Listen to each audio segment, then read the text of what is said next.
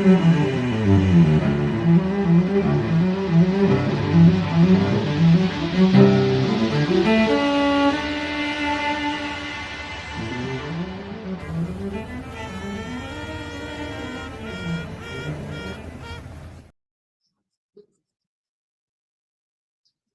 folks. Welcome to Wednesday Night Bee Chat with me, your host. I'm Nancy. They call me Nancy the Beekeeper, so that's what I made my channel. So I am trying an experiment, and I don't think I was on live. I talked for a couple minutes, but I don't think I was on yet. And I have a tablet set up over there. I don't know if you can see it. Because what I'm trying to do is set up different cameras for my yard when I go down and do these chats from live. Yeah, yeah. Hey, Rick. I see Grayson and Short Pants and Mike. I don't know if Mike's still on. It looked like he was on earlier. But let me know if you hear any echo or any kind of feedback from the tablet. Because I had it next to me over on my left. And there's Mike. And it was too loud. It was too much feedback. Maybe that did that. Let's see if that works. Oh yeah, it fixed it. It fixed it. No, it didn't. Huh. I can't figure out why I'm still getting feedback from over there, but sounds fine. Okay. All right. All right. Oh, Grayson says he can hear too.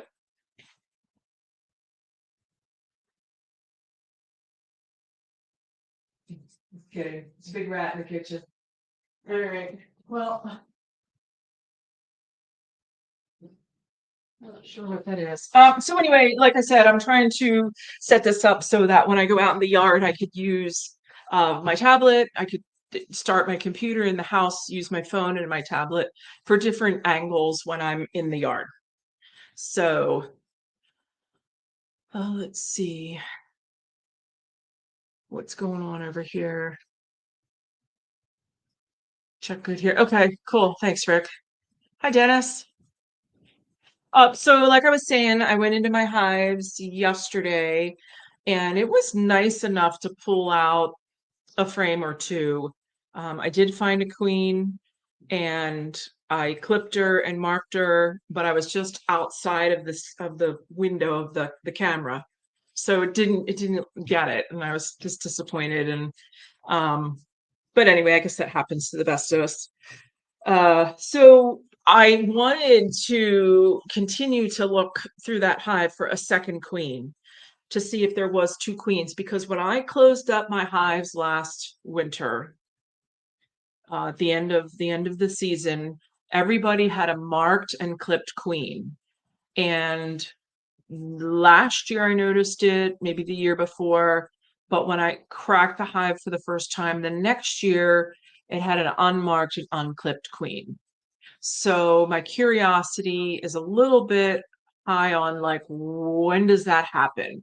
There's no more drones. Like, so when I close up my hive, it was September 15th. And hey, Tom, when I closed my hives, it was September 15th. And there was no more drones. Drones were gone. We were in that severe drought. It was a mess. So why do I have an unmarked and an unclipped queen in the hive? So what I wanted to do, but the conditions just weren't, I wasn't comfortable enough to go and continue through the hive looking for my marked queen. So I just clipped her, marked her, put her back down in. And when I go back, and then I take the pen that I marked her with and I put a dot on my lid. And I did date it because we're early enough in the season. And I did date it. But so when I go back to the hive, then I found a purple queen, I found a green queen. This queen I made a light blue. because that's what I do in the spring. And so when I found the purple queen, I know she's a queen from Hiroshi, who is a non-treater in Chester County, which is up here in Pennsylvania. And I had gotten some cells and I had wanted to make sure I knew that genetic. So I had a purple pen and I marked them purple.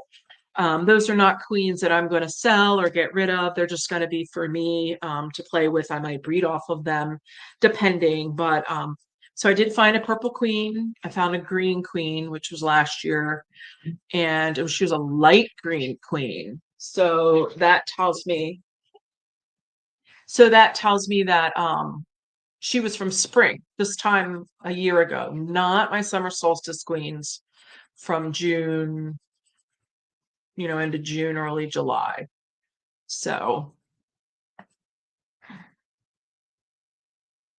uh so anyway, what I was getting at was I would have, if the conditions were better, the weather conditions, I would have kept looking for a second queen.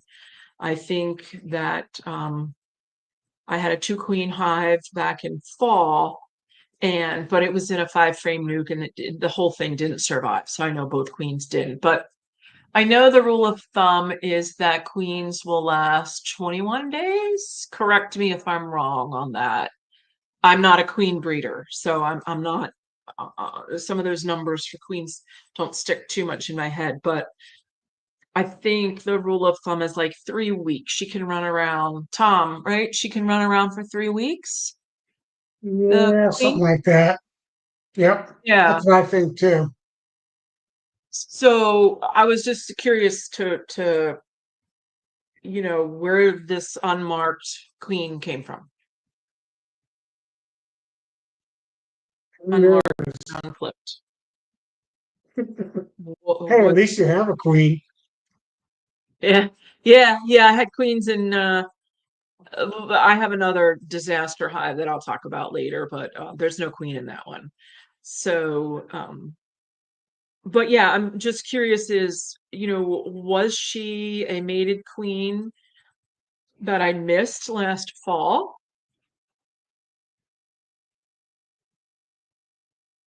Hmm, I don't Yeah, know. maybe. Or maybe they replaced See? one late fall. Yeah, like right. So I had a hive requeen in October, and I have a picture of it. It's on one of the sites. It's a pink hive and a pink queen and a blue queen together on the same frame. So that whole hive perished, but I was going to try and see how long those two queens would stay in that hive together. So Yeah, I really don't know that answer. yeah. I've never had two queens in a hive yet. Two mated queens. Or Uh, maybe it's a mated and a virgin. It did, yeah. could Yes, be. Steve's mentioning here. I'm going to try to highlight this. Okay. So yeah, I've had them not with these Yeah. Sharpie paint pens that I use, but I do get that. There's usually they did clean off one kind of, but you could still see like a little bit of red. So that was like lots of years ago.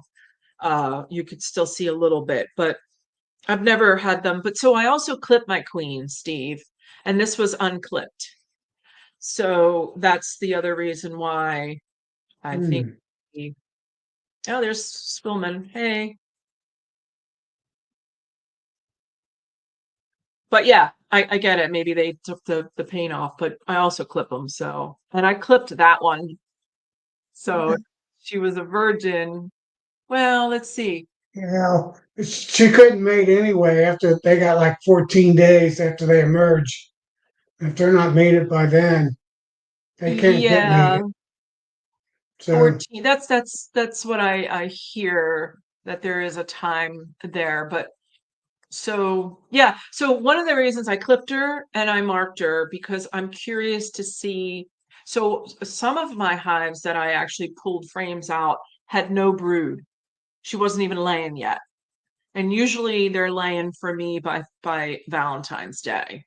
So they're a little slow or they're not. I don't know. I don't know what's going on. It's just different. Yeah. You should have brood by. I got brood in my boxes because it was a 68 and I'd say hazy sunny yesterday. 68. Oh gosh, we haven't gone above 58. Maybe it was 58 for a few hours, but we're not Yeah. getting anywhere near. Hey Bruce, And now it's I a new think it's name, Bruce. 37 out. We're in the 30s. I know that. Yeah, 36 degrees now. So 68 yesterday and now 36. Mm-hmm. Yeah, I think it was 55, 54 when I was pulling frames out. And real quick, I mean, my inspections were 5 minutes. So Yeah. so they were just really, really quick.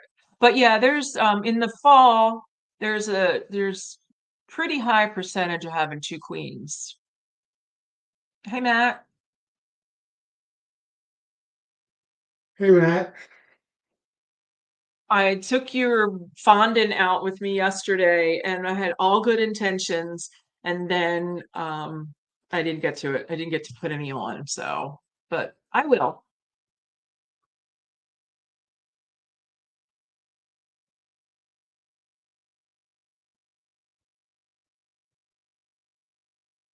Cold weather's coming. Well, maybe not down North Carolina, but cold front's coming through just today. It was 55 this morning and now it's 36. Mm. Mm-hmm. So Yeah, going the same wrong here. It way. was 50. Yeah, but It next Tuesday, is Nancy, it's supposed to be 74 and sunny here. jeez, I'm taking the day off. craziness. I'm beekeeping that day. Oh, for sure. Well, it's saying If I, here for me that it was 58 degrees at 7 o'clock. okay. So you're probably getting the warm air. It's just starting for you. Now, I did have one hive. I went into, I think, four hives, and I checked one of the dead outs, but I went into four hives, and one of them did have brood. So, you know, they're coming around. Yeah. I Eight got inches of into, snow. wow. I went into eight, nine of my hives yesterday before it got, after work, before it got dark. And they all Mm-hmm. had some couple frames of brood. And I wouldn't say a full frame, but softball size. Yeah, And yeah, a little bit. yeah, he's had 80. We're supposed to be in the 70s. He's south of us. Yeah, spring So is just crazy. I've been making bottom boards. Got Mm-hmm. 7 out on the hives already. But I waxed it last week. I got 12 more made, and I got 2 more to do, and then I'm going to wax it those hopefully on Tuesday when it's 74 degrees. Okay. Yeah, but Ricky's up in the mountains. He's up on the Oh, yeah. hill.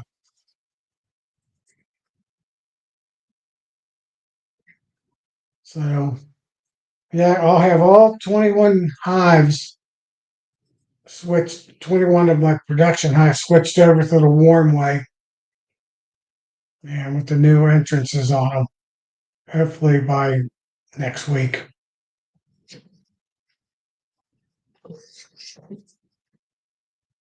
So, I have 2 hives the traditional Langstroth way out of the 23 honey hives. 23. I Yeah, don't those are just my production. differentiate with mine. They're just all colonies for me. Hey, Clay. Yeah. Well, 21 of them, I try to get honey off of them. The last two are resource hives slash honey hives. And I have three other hives that I just take resources from. They never get big enough to get a whole lot of honey Mm. because I'm always stealing from them. Yeah, I do that. I put a five frame in my sections. You know, my yard is different sections, and each section gets a resource hive just so it's easy and it's right there. But then Right, that just gets folded in. Well, I might sell her out or put her in an eight frame. Like I just dissolve that into the other colonies then when I don't need it anymore, or try to overwinter them like I did. I have no luck this year. I didn't overwinter any five frames. None. yeah. I didn't this year.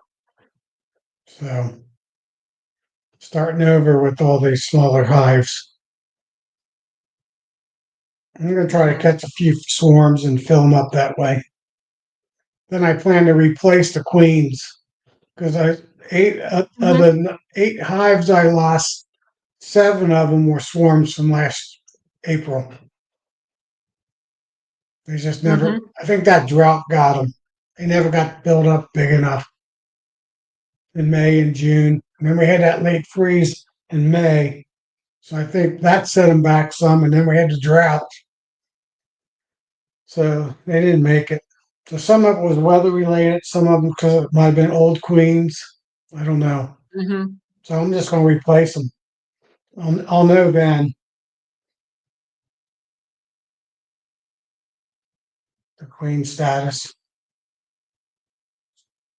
So I'll sell like any green queens that I have that overwintered. I'll sell them in a five frame nuke as an overwintered queen because that's what she is. So I'll Right, sell those out, and then that's how, and then I'll replace them with summer solstice queen. So I guess you could say I requeen every year too, kinda. right, I might miss one or two, like I had a pink one, which would have been from a red year. I didn't have a light red. I had a pink and a red was that same year. So I might even let's see what this is. I might even have a pink queen down there and don't really realize it yet. The eight framers thinking about trying a couple splits in them. Okay, Steve. So I went eight frame from the beginning when I started. I went with eight frames and I started with all mediums because that's just what was suggested. And I quickly, the second year, I went into incorporating deeps as my brood boxes. I didn't like all of those frames. So you have that's three times eight. You have 24 frames to look through as opposed to eight or 16. But so I don't know what you're running now, Steve, if you're running 10 frame. Um, I don't know why you would switch. So the other thing is that you can't do with eight frame is put a frame feeder because then that's going to take you down unless you want to go down to six frames. You might want to do that. But so I feed on top. Yeah, so you have 10 frame deeps. Yeah. So, I mean, I wouldn't go to, if you're running 10 frame now, I wouldn't go to eight. I would just incorporate the five frame. What do you think, Tom? yeah, yeah. If he's got 10 already, I would do. I don't know what he's taught when he asked that. I mean, does he want to go put two Yeah. fours on top of a 10 and use a Well, double screen board? thinking about trying a couple splits in them. And do you have a follower board? Like, okay, here, this is a statement for the night. Aren't we all? Yeah, But I know guys up here, older, mature gentlemen, that run all five frames, all five frame deeps. I mean, right. five frame, deep, deep, deep, deep, and then queen excluder, and then mediums or even deeps for honey too. So He wants yeah, to just downsize the 8 frame. Yeah, I nah, mean, it's not worth it. It's not. It's only giving up 2 frames. I wouldn't do it. yeah, because you can pull 2 frames out and put them in a separate box, and then you're picking up an 8 frame box. You've got honey in them.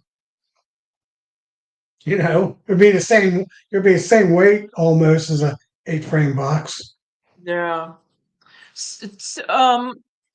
Well, what I would do if you were trying to get away from 10 frames is I never pick up my brood box anyway. If I'm picking up a brood box, it's because the colony has dissolved or it's a dead out, so there's no weight to it. Right. I don't ever pick up a full box anyway. I take out a couple of frames, but I mean if you want to, yeah, I mean I don't know.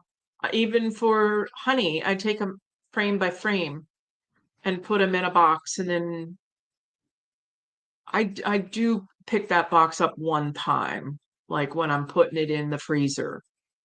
But then I can also, if it's really heavy, I might take frames out, just pull out 4 frames, move the box, put the 4 frames back in. Right. I still pick up the 10 framers deeps. I'm not young, Ugh. but I don't They really have carry honey? them too far. I have a platform that's the same height basically as my stand. So I got to do is slide it over and drop it down or just slide it. And then I reel it into the barn. That's about the Yeah. only time I got to pick it up to stack it. But that's only one deep per hive, and the rest of them are mediums. So I do a single brood box for my brood box. Then I put a 10 frame on top of that with a queen excluder. Then I do all mediums after that. And then when I after I pull all the honey, I pull that queen excluder out and I run doubles or singles during wintertime, depending how big they are. Mm-hmm. The big ones I Hmm. keep in doubles. The smaller ones or medium sized ones, I'll push down into singles. Well, I did something. Me and a guy from Oklahoma had a brainy idea to do something, and I'm not happy with my decision, but just for visual aid, I'm gonna draw this. It just makes it easier. So what I did Yeah. was I took the medium that I usually have on top and I put it underneath. That medium did not have enough honey in it. So this was my brood box here, and it's how I'm coming out of winter, and it was a mistake. So what I'm thinking about doing is pulling this box out because it's empty. It's pretty much empty when I put it in there.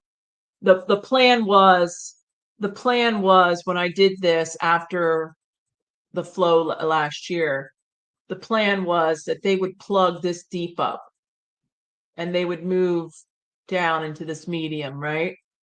Well, the drought was so bad that all they could do was survive off of what I was feeding them in that deep.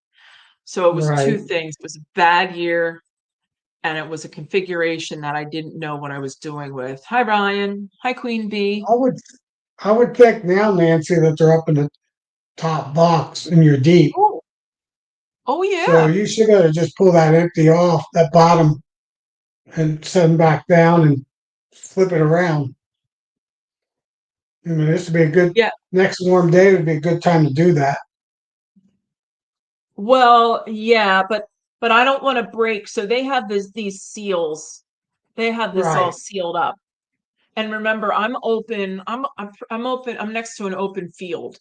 So I have no wind block. So I'm not going to do it quite yet. But what I'm thinking about doing is my old configuration used to be the medium and the deep. And then I'd have to take this medium off, and that would be a lot of honey because that's what they keep to get down into the deep box. So what I'm going to do this year is I'm going to pull this medium out. I'm going to just set it to the side. I'm going to drop this deep down, put a lid on it, and I'm going to let them fill this up. Just let them do whatever they're doing here. Then I'm going to put Right. this medium on top, let them fill that with honey, right? Yep. Put it back down here, put my queen excluder on, and then put supers. You got That's it? a lot of work. What else do I have to do? I don't like lifting them that many times. I only go in my brood box twice a year. Once in the spring Yeah. to make sure the queen's down the bottom box. If I got a single box over winter, I don't even go into them. I might check them to see how good they're laying. Then I'll put the queen excluder on and put honey boxes on them. And then after I pull the honey and I'm shaking the bees down into a single or keeping them in a double, shaking them down into a double, I'll move the frames if they're in a double and there's any frames up there in the second box, late fall, I'll move them down to the bottom box. And Mm-hmm. so it's all honey in the top box once I feed them. Start feeding them in September. So Yeah, I don't know. I mean, I can't find Mike. I was on a Friday night chat with him, and then I left that club recently, just because it's too much between the YouTube stuff and the other clubs. So I have to find Mike. I'm hoping Charlie knows him, and I hope he comes. I want to try to get him on my chat one of these nights and see how he did. But I think the drought is what really hurt me. I think it would have been a good idea, and I still can do it. I can still do it. Like, I can get them to really concentrate on that deep, and I can get them to fill that medium, rotate it down the right. bottom, and then get a little bit of honey. Because I really don't think I'm going to get honey this year off of. I don't think I'm going to get much honey. Yeah, one of my goals is start feeding them real soon, as soon as I can, to build them up as fast as I can because I had the same issue. I had my knee replacement in the middle of September, so I pulled the honey the second week of July. I fed them Hmm. to September, and then I just left the boxes on them, but they're the buckets on top, but most of them were already empty, and I didn't get them Yep. refill. I didn't start refilling until middle of October.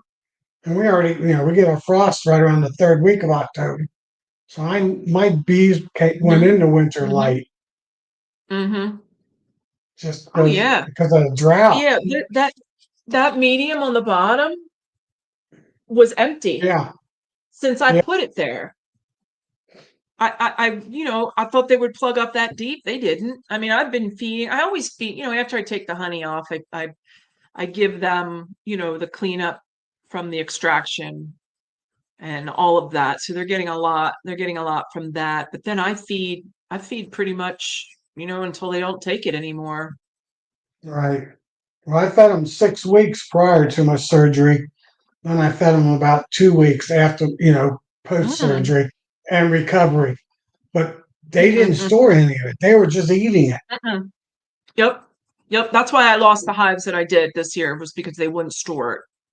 And I Yeah, thought maybe it had to do with their proboscis, but if that was true, they wouldn't have ate it either. So I was all wet on that theory. That didn't. one But good news is so the hives that did survive are better honey hives because they did store mm, enough of it. So they were able to find it where the other bees could not find it. Where they had longer tongues because of genetics. Six framers. I like six frame mm. boxes. Well, that would be so Queen Bee. We talked. He was talking about. He said he has a 10 frame now, and he wants to go to an 8 frame. But then I said if you do an in hive feeder, you're down to a 6 6. So you can have an 8 and do an in hive two in hive frame feeder. So yeah, you could do that. I run double six frame boxes and they're they're a perfect size. They're a good size if you want a lot of brood. Because they'll put five and they'll do five and she'll do five and four or 4 and 5 on the two boxes and just keep going up and down the whole summer.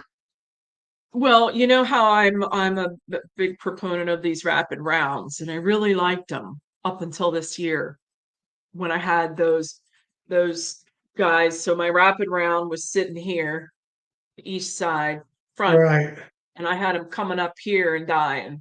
They did not move over. But what, six, right. 8 inches? They didn't go over. So I'm wondering, I'm doing some thinking in my head, what if I would do in-frame feeders and go down to 6 frames? Well, not for winter time. Not for winter time now. That food needs to be on them. So Well, do two, do a double deep. Well, that's my question. When you put an in-frame feeder, do you put it and run double deeps? Do you put it, on well, you top, have to put it in the top. yeah, so you can fill it up. So you But have bees, eight, go ahead. Nancy, when it's cold out, when you get 4 days where it doesn't get above 25 degrees, if there's not food on them, they were starved because they will not move a quarter inch in that hive. Mm-hmm. So a lot of people say, my bees survived the big cold winter. Yeah, they ate right through the center or whatever, off center through the hive. All that honey's gone or food that you put on them. And then there's no food touching them anymore. Then you get this little three Yeah, day, 4 day cold weather spell in February, March, and their bees die because there's no food touching them April. anymore. They ate them all. Yeah, to you probably some people to April. To me, I gotta get to March. Yeah. So you Well, always our got year, our year that is April 1. They want to know, like when I do surveys up here, they want to know what was alive at April 1. If you get to April 1, you've overwintered successfully. And I lost a big hive on April 1. It was like my fourth year, maybe fourth year. It was so big, I didn't have to feed it, right? right, Uh, yeah, right, and you dumb probably girl. had a couple cold days, and there wasn't enough food on them. Same thing I was talking about. They ate it Yep, all. exactly. It's exactly what you were Well, talking about. Yep. I like to use just put those pollen patties, 7 by 7. Next year, I'm going to make them 6 by, or basically the whole side of a deep, or two thirds of a deep side, so that they come up on either end or center. They're going to have at least food on top of them. And I set it right I on have the to, frames. sorry guys, I gotta jump over to YouTube here and pin the uh pin the message to the top. I screwed up on that. I didn't do that. So if anybody wants to come in, Oh yeah, feel free. Hmm? Yes. And I gotta go get my charger. But yeah. I don't even so I see. had I my don't even see. drone class. Hmm? Yeah, get that link on top. Perfect. Yeah.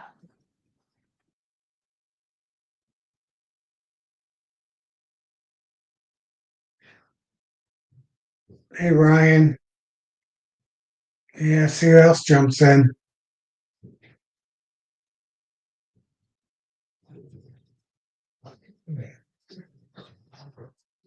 So I've been busy beekeeping. We built a new stand for the 12/8 six framers, and I tore a stand down and redid the stand because I didn't like how I built it a couple years ago. Putting better cement blocks on them. So getting there. Sorry, Big Mike. Oh, Big Mike. Yes. I was just thinking Hey, Big about you. Mike. Hope it was something bad. No, we were just talking about 5 frames and 6 frames and 7 frames and blah blah blah. And you, I've what been do you listening tell to us you. what you do up there? So why do you have your rapid rounds in the front? Because that's where, so I had deep inner covers. They're called Mhm. winter, and the hole is towards the front part. So I put that towards the east. Oh, 'cause I just put mine in the middle. Well, some of the older inner covers had them in the middle, but these winter covers that I have them towards more toward. It's not center. It's just more towards my front or east, I should say. You never know where these bees come up. One of my that I had die this year came up in the very front corner of my hive. Why did it go from the center to the very front corner? I have no idea. Hi, Dan.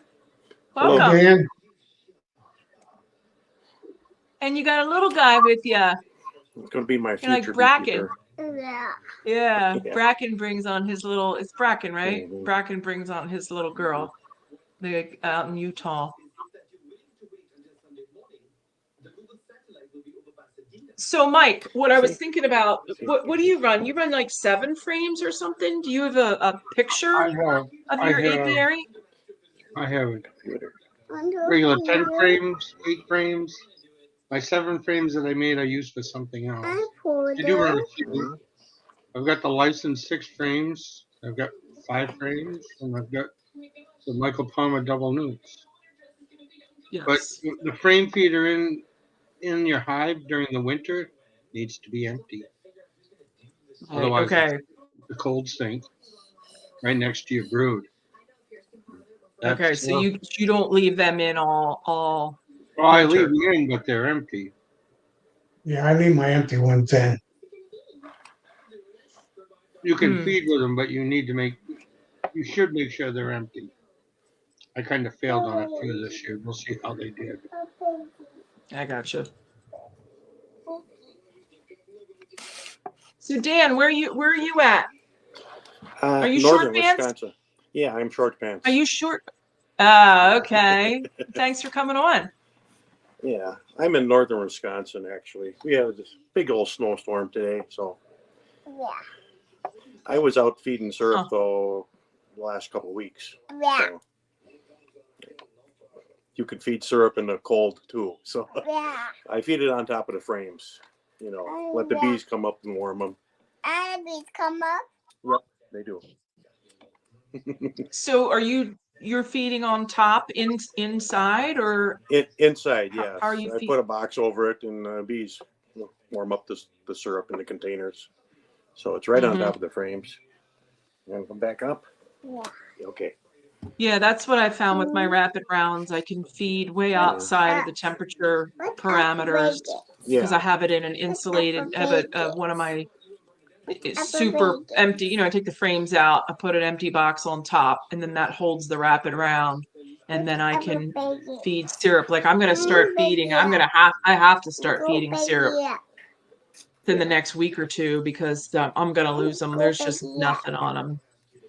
Yeah, I started doing that because, I usually have dry syrup on them, but Mm-hmm. it gets to the point where they cannot access that when, if you get a cold weather spell, and they start brooding, they'll stay on the brood. You got to get that syrup in there so they can have it right next to the brood.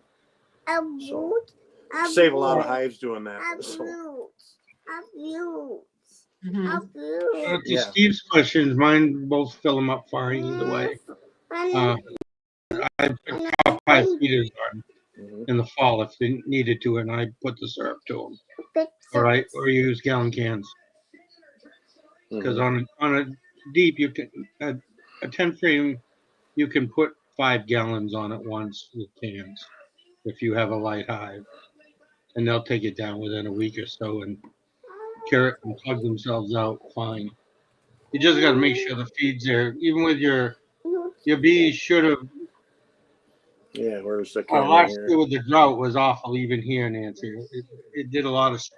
I noticed my hives were dying, and I just went immediately and So, started feeding Here. Hold on, Dan, put it back up. Grandma. I'm sorry, Okay. Mike. I didn't.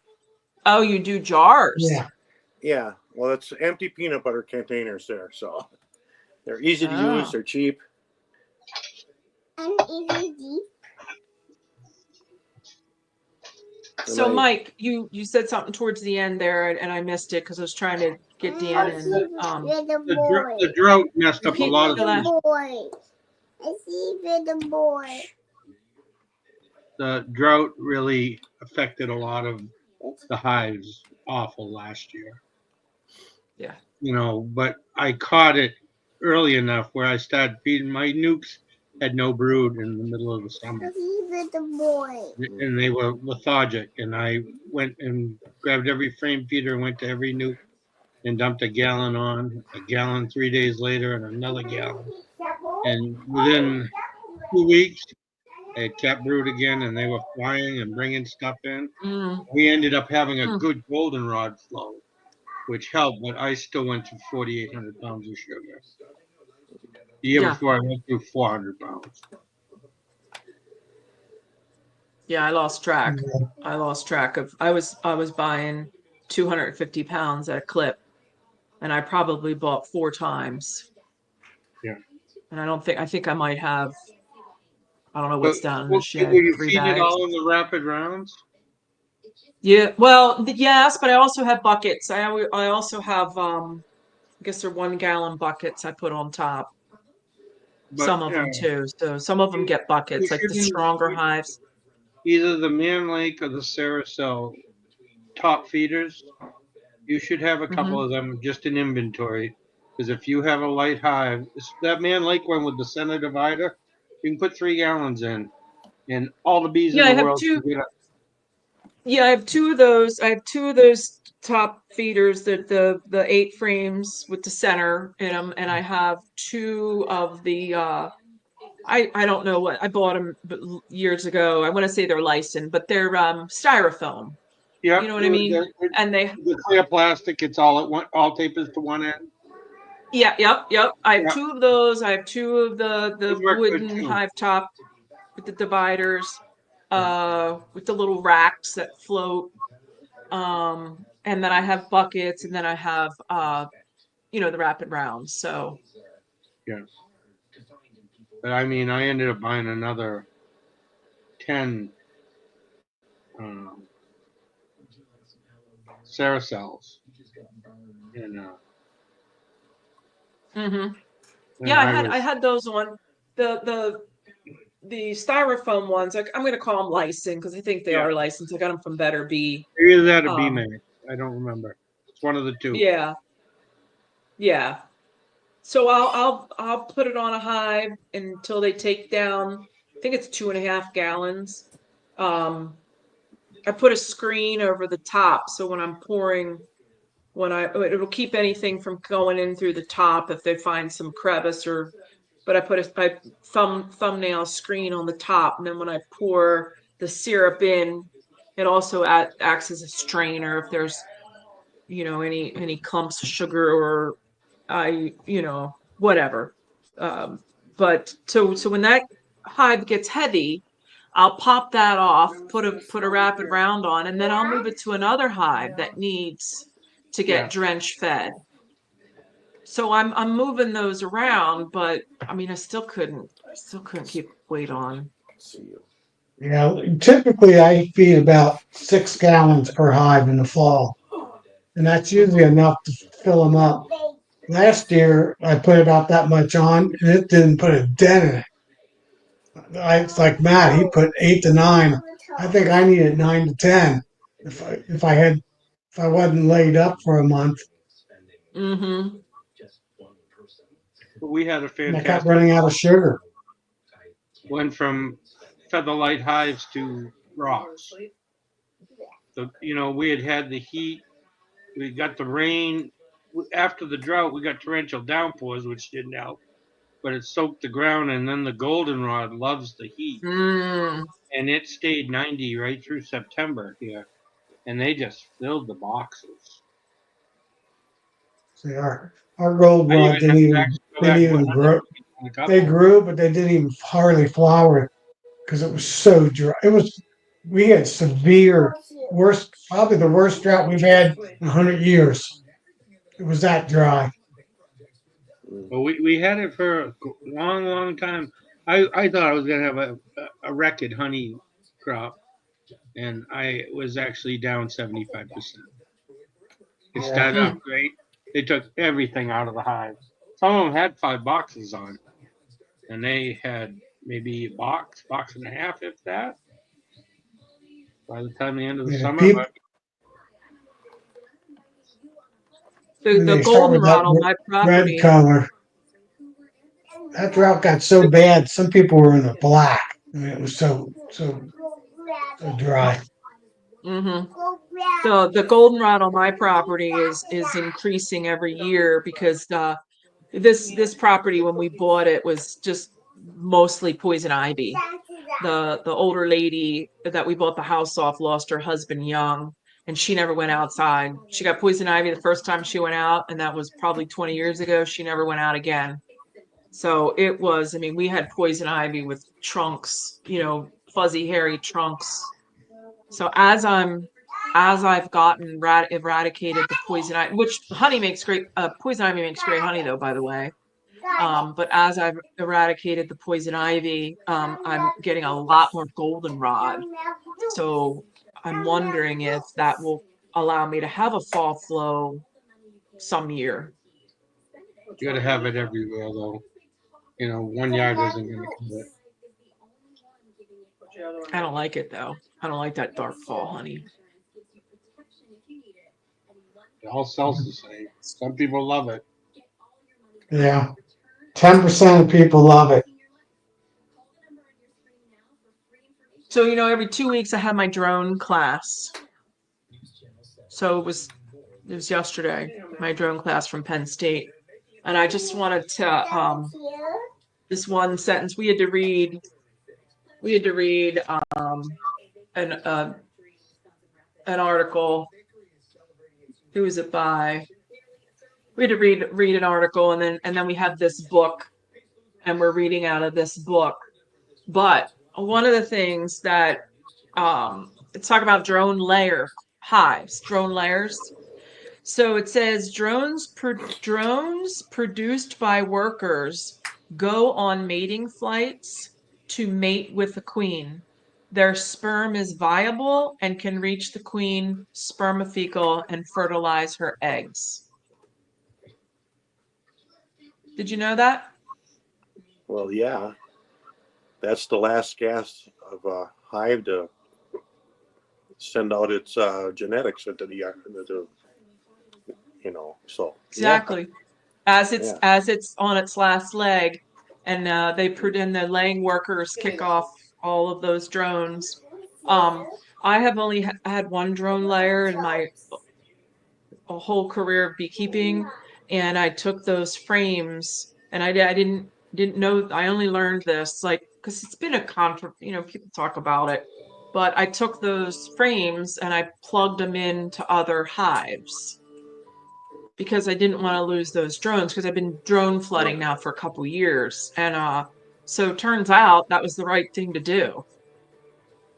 All right. So your bees use a lot of resources to create all those drones. So, whether it be a drone layer or a queen who is only laying drones, you you might want to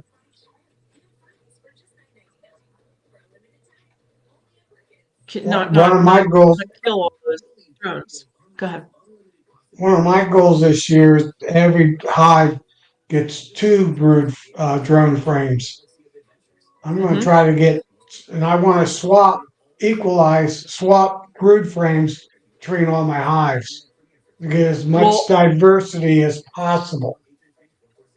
so hold that thought because there's also um okay, so listen to this. This is off this paper, and I'll cite it. I'll cite it. I just can't do that right now. But um, so amount of drone brood and number of drones already present in the colony. Uh, colonies adjust their production of immature drones in accordance with the amount of drone brood already present. Significantly, specifically, when drone brood is added to colonies, the colonies lower their production of additional drones. So, because I kind of had that same thought too. I was like, well, so you can add drone frames to a colony to increase the drone, but they'll back off. Right. Right. But I want to have drones on 2 frames because I'll take 1 frame out of each hive and swap them around. Because Yeah. there's been studies that queens that get mated with 30 or more drones have 8 times less mites in their hives. So the worst thing you can do is kill your drones. Right. You don't want to kill drones. So this is No, Larry you want to do Connor. just the This Connor. opposite. You want to produce Connor's on your his hive book. maximize drones. And when you Yes, switch drone when flooding. you switch drones, you're mixing up genetics in the hive. So there's a better chance, even if the queen doesn't mate with as many drones, there'll be multiple genetics to get that genetics diversity. I reposted on that North American bee site, Bob Beanie's YouTube from Mm-hmm. 2 years ago that talked about that. Yeah, I'll Um, post this on the North American Beekeeper page. The yeah, documents, and I will email them to you too. If you give me your email, I can email these. Any of this drone class information, they want us to share it. Like it's a free class from Penn State, so they don't actually, I think what they're doing is they're trying to get us geared up. Now, we've only had like 3 classes. It's till September, but then we would teach. It's to be able to teach drone classes, which is right. what we're doing it for. I want to do some of the story frames that Brad Mm-hmm. does and Yeah, I've put been 2 of them in using each them. hive, 3 in 8 position, basically. 3 and what'd you 8, say? 8. 3 and 8. So 3 and 3 in 8. from each 3 and end. 8. Third frame in from the front, third frame in from the back, or left and right. So I'm going to draw it because I have them too, but I don't have any, and I don't have anything in the house. But this is Brad from Canada. What I learned from him, and this is, we'll say foundation. You can have it be foundation. Uh, so this is a Yes, frame, and then there's foundation, whether it be plastic foundation, or you have already foundation and you put it in. But this is worker foundation, and then over right. here it's empty, and they can pull this for drones on Or either whatever they side. want. Right, Right. So you'll see them sometimes on mine, you'll see them start worker and then they fill it out with drone. Sometimes they start right, drone, add a little worker, add more drone. It's all mixed up. Like Brad calls right. it a story. It's the story of what's going on. However, when I put that brand new in, I'll stick it in the middle. Everything's Yeah. great, everyone's happy, things are going good, and they're gonna pull You want pull you pull want the to put pull your back. drone. You want to put it in the third slot or the eighth slot because that's where Well, they hold put the on, drones. They don't put hold the on. drones in the middle.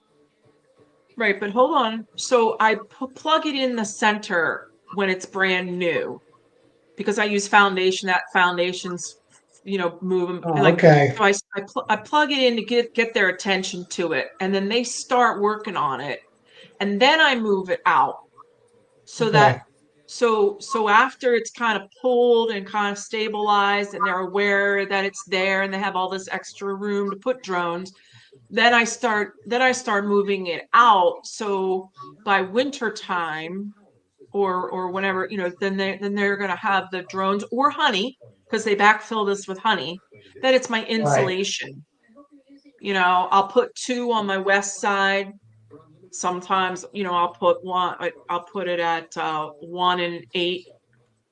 Um, but then if it's a cold side, I'll put two on the cold side. But yeah, I've got two. Well, I'm trying to have two in each brood box too, moving Right. forward. That's what I'm But doing that this credit year. goes to. Do you put them in every one of yours? Hmm. See, Oh yeah, all my brood boxes. I'm only Yep. putting them in the bees I like. I don't want Well, drones from the ones I don't. that's you could. I guess you could. Yeah, I don't. Right. Sure.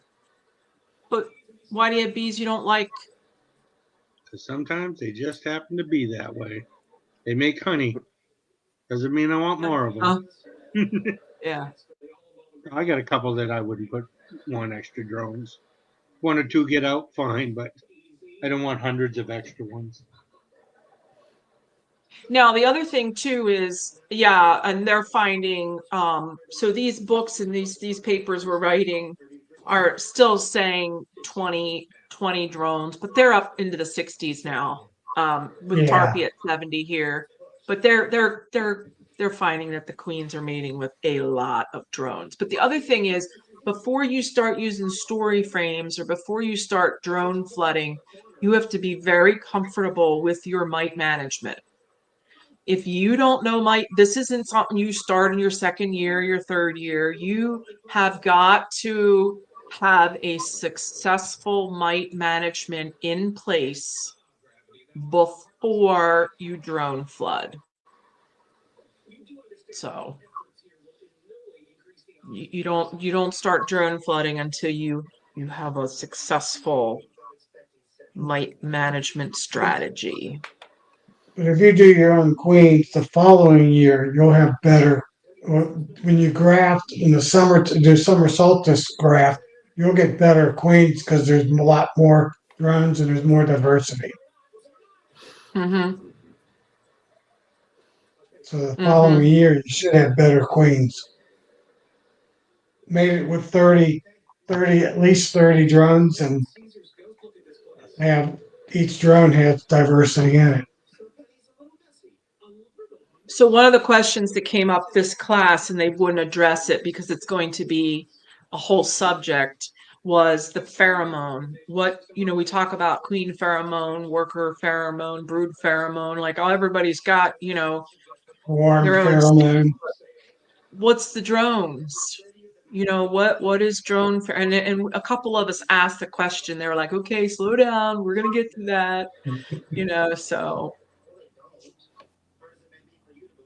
They have the feed me form pheromone.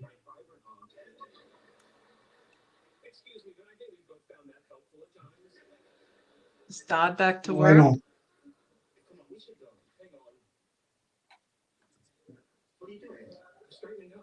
I don't paint anymore. I wax foil. Hmm. I paint. Well, I did paint. My supers are all painted because I like the color. I like color in Right. my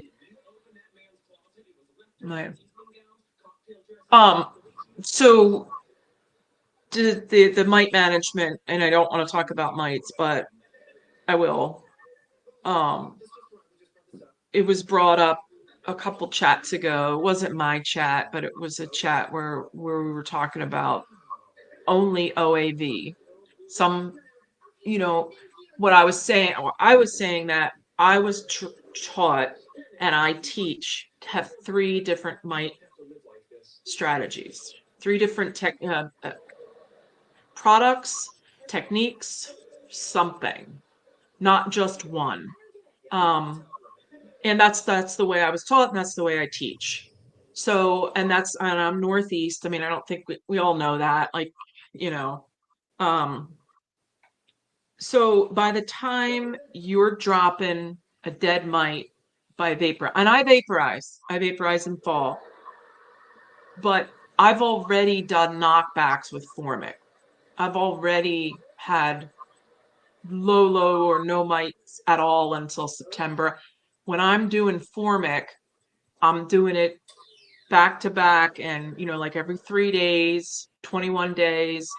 I might take a week off. I'll go back into another 21-day cycle until I'm dropping, my drop boards are pretty good.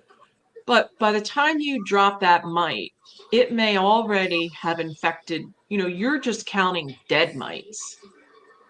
So if you're only using one form of mite treatment, the damage is done. If you wait till September to start doing vapor, your bees could already be diseased.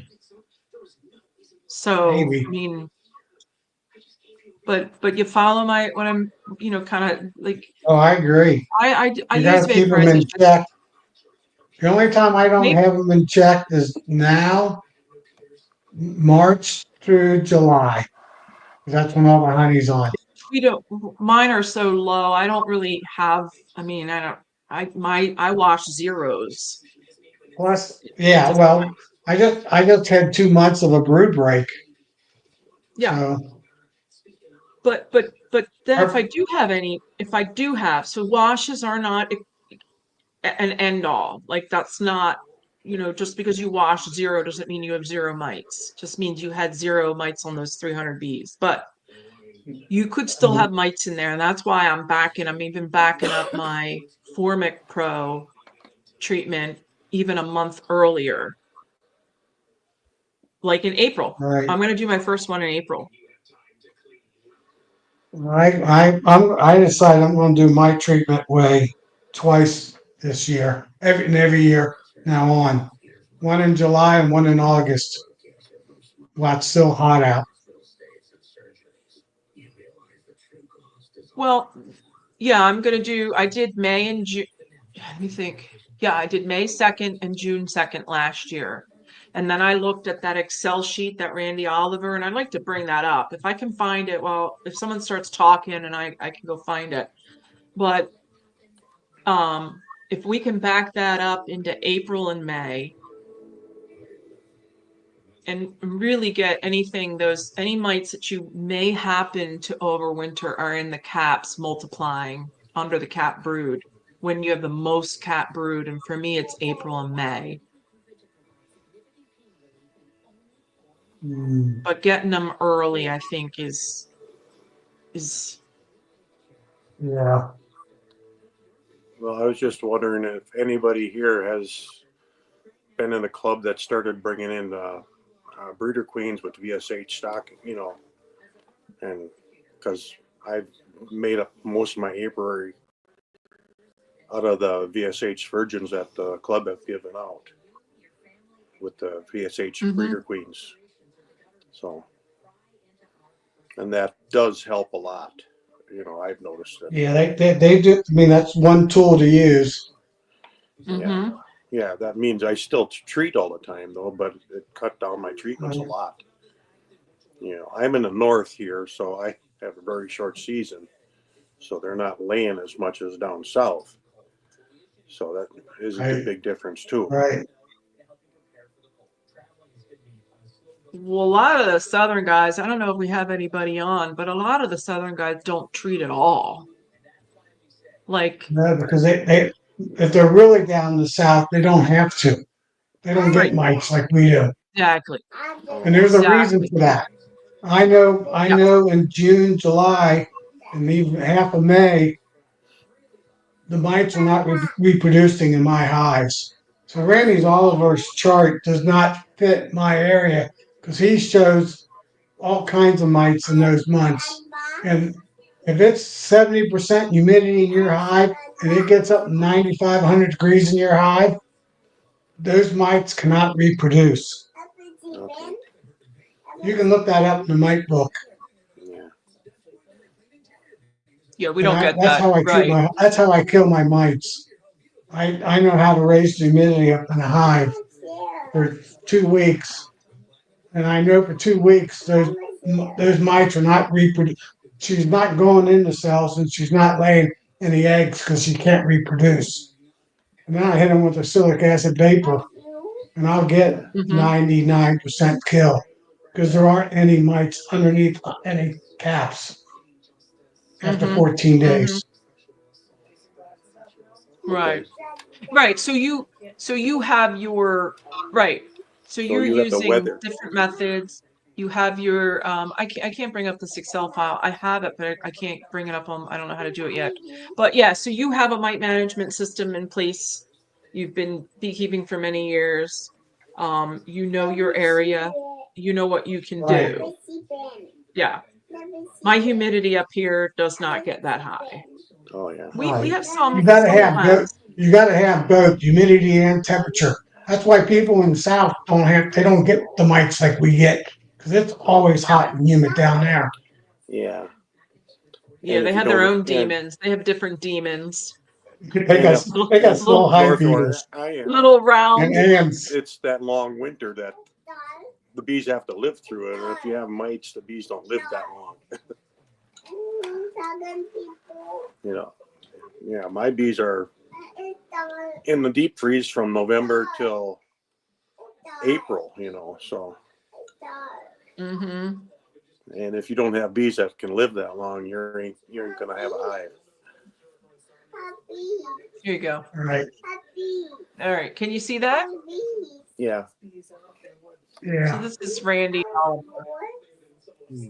So in here, this is what I was talking about. So if you do, oh, I forget how it goes here. I haven't used this in a while. Say you wash 3, right? And then you wash. I forget what I'm doing here. Hold on. Don't listen to me right now. But so look at the percentage of mites in brood right here. It's not phoretic mites, not the ones you wash, not the ones that drop. Yeah. Look at 65, 73, 78, 75, right in here. Look at April, May. Now, yes, remember Randy's in the desert, different things. We got different scenarios. But look at Right. April 1 and May 1. 73, 78, right here. So this is why I want to do formic here, and I want to do formic here. Not Yeah, but exactly, might be April 7th, but then, like May, what my bees are looking light at, this is the wash here too. But I did May and I did June last year.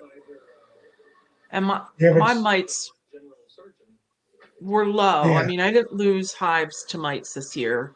I lost hives for different reasons, but I'm thinking about doing April and May, getting those. Look at that percentage under the caps. It's crazy.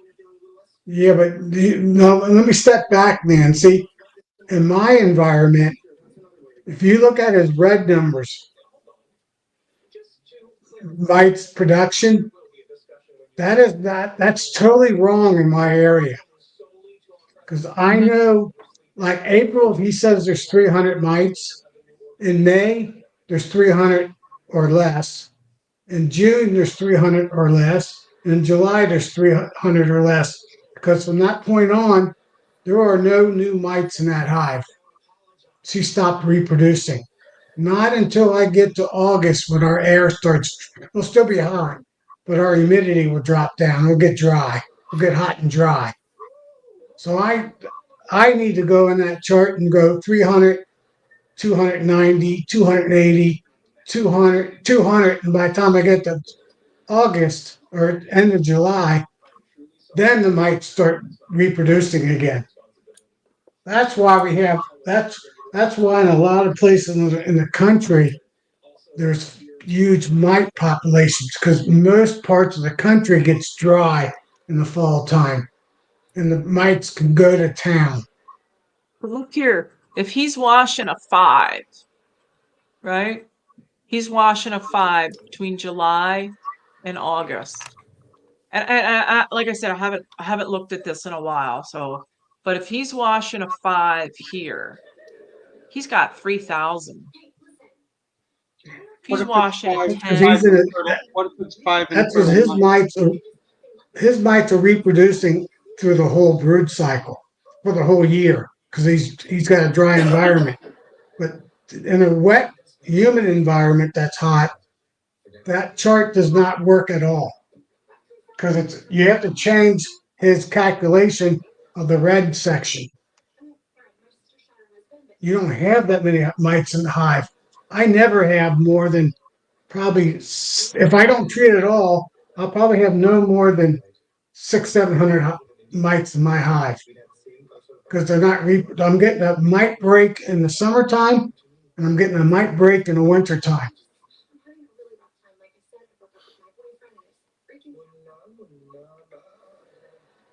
because of the humidity and temperature in my area. There.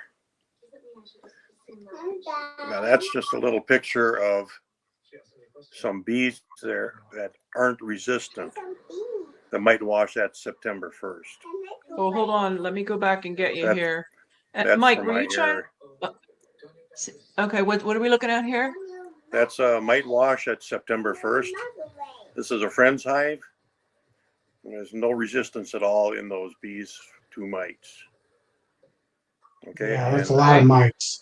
and my mite counts were 3s and 4s at that time.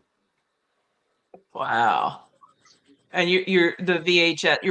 Like you like the. I have VHS. I am going to start incorporating those into my colonies this year. Oh, I have a VHS breeder right near me. Oh, for sure, use it. How far north are you? I'm above Philadelphia, Okay. but not in the city. Like I'm out in a rural area. So the city has its own issues with bee population and too many hives in a Yeah. small, Yeah. square miles. But I'm out. I'm out. But for reference from across the country, I'm a little bit outside of Philadelphia. Yeah. I'm a little bit north and colder than you then. So yeah. Oh I'm yeah, in, you're Yeah, way. colder and not so humid.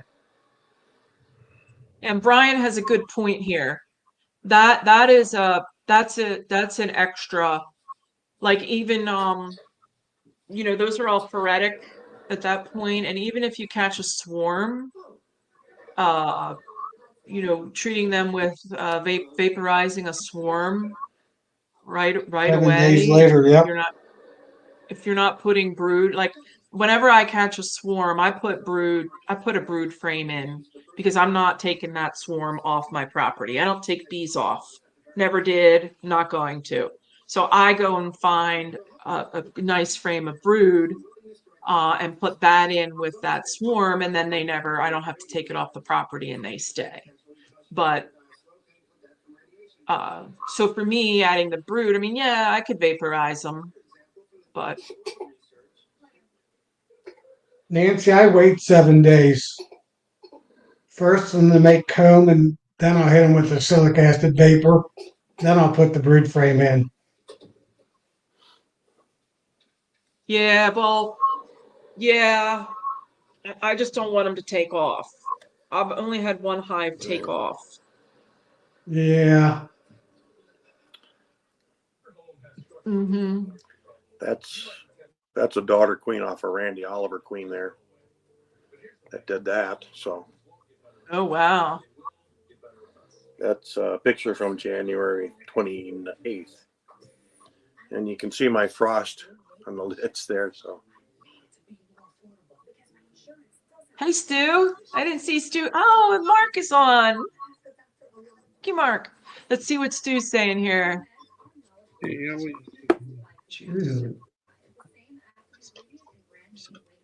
Yeah, I don't agree with that, oh, Stu. Gary. Sammy Ramsey says that there's very few There's very few native colonies. I mean, yes, you get them and they last a year or two.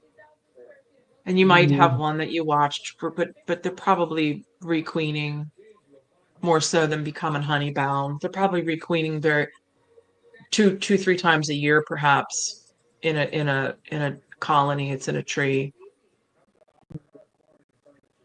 A lot more propolis in their tree than you'll get in your box, which helps with viruses, with not having viruses. Yeah, so 8 day. Well, the reason I don't, well, right. Yeah, I mean, seven or 8 days. I would want to do it like, so so let's think about this, 8 days. So if there's phoretic mites on those bees, which there could very well be, it could be an abscon for all we know, right? So you're gonna do, let's do the math. So you're gonna Well, hive them, right? And then those swarms are wax making machines. I mean, they're gonna pull. I get mine are pulling a half a frame of wax like a day because they're yeah, full of. she's laying that first day. Yeah, so I mean, if You have they're to pulling leave wax and laying, before day 9. So 7 or 8 days. 8 days would be max. If you Yeah, wait till before day before 9. they 9, cap it. I got you're you. I pushing it. got you. Because it's going to be 3 I got days you. an egg. They're not going to have eggs the first. Well, they might because you. She'll have eggs within 4 or 5 hours after they're in that box. Because Yeah, as soon she'll as you get some comb. that comb just is a little bit out and she'll lay in it. They'll Yeah, finish but that they're wax. still they're eggs for 3 days, so you have to have it done. Well, You, that thing don't get the brood don't get capped till the ninth day. Right, So right, you right, can hit them on the right. seventh or eighth Yeah, day. that's you're what I right. was You're saying. right. Then I put the brood in because by then they got capped brood by the ninth day. But I give them a frame of capped broods just to help them out. It's the only problem with Yeah, mites. Mark. Yeah. So, Mark, I followed your advice. This year I'm going to follow your advice, and those colonies that didn't store honey, and well, they're dead. But a lot of them that, that I want to just take the cream of my crop, and then I got some VHS queens. He has a lot of virgins, and he cuts those loose for real next to nothing for me. And I want to start creating colonies with those VHS. So I'm ready. I was not ready to do any of that. I had other things that I needed to do first, but I'm ready now to do some VHS work. Um,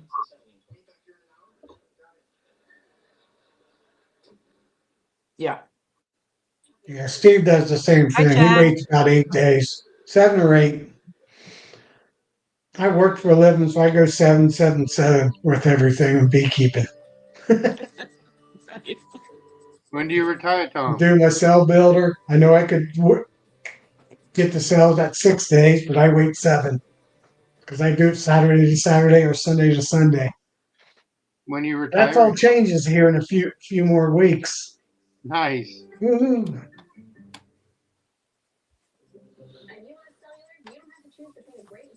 Yeah. Counting But I down the throw in days. that capped brood, so I it would work against me to and my plan is that they build up fast enough in the 8 frame and then I can formic.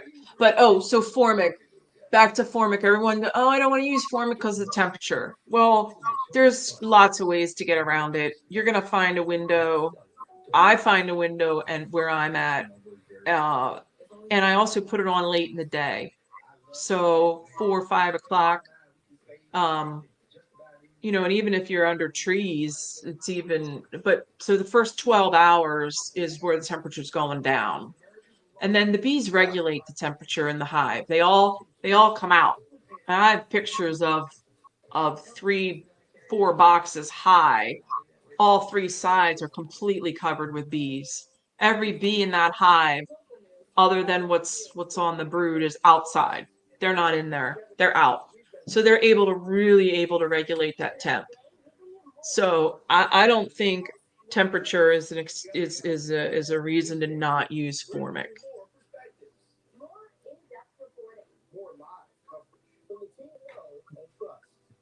Go above 85 degrees or 83 degrees. If the high for the first 3 days. If I use step one, now step two is not as critical. You're only putting one in versus two. Well, one isn't going to penetrate the cappings. No, but Two strip. you put one in 14 days. You put another one in. That way you get them through all the cappings. It's But more they like don't penetrate. Doesn't penetrate the cappings with one strip. The phoretic you mites don't come have out. to. They're So it rotating continually through. kills You're getting for through the 20 whole 21-day cycle, 24-day cycle. Every time the phoretic mite comes out, it gets killed by it. Is the theory. It's filled. Mm. They're just So in there longer. every You time got to they go come into the out, they box get killed an at extra formic. time. Well, the You majority have to of go in them. the box 3 times versus 2 times. Mike, we can hardly hear you. I think that's why you keep getting stepped on. Maybe Well, turn yourself. Can you turn your? I can't. I don't think I can. But turn yourself up. I think that's why you keep getting stepped on. Yeah. Well, so I know a couple beekeepers that did put one strip on a 5 frame, and it was fine. But they say not to put them on 5 frames. But they put one strip on 5 frames. So and they did fine. Yeah. I've never tried it yet because I'm so mad at my 5 frames right now. I don't even want to look at them.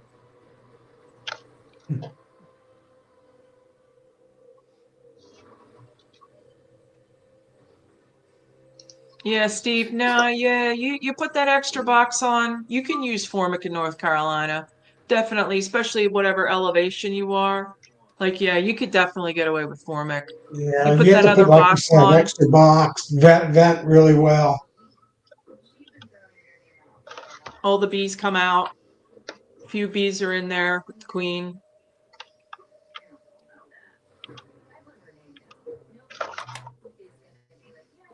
Mm. It's all relational, right? I mean, we all got to figure it out. What's best for our yards? You got to know your yard. Your environment. Yeah. Oh, here he comes. Can you hear us? Can you hear me now? Is that any better? I don't know if this is even plugged in. I was gonna say it's not better. Here you go, Darren. Here's a fellow Pennsylvania. What about add one form pro pad, then add the second pad 3 days later or so? Then you won't have the harsh flash. Yeah, but you're not supposed to just like once you put that on the label, you don't want to open those boxes. You wouldn't want to open that box after 3 days to add another pad. Yeah. I think either wait the 10 days or just put 2 pads on in the get-go. But yeah, I mean, just put them on late in the day. Put them in the freezer. I mean, what was Todd saying? I heard that before too. The guys freeze them. So they put them on frozen.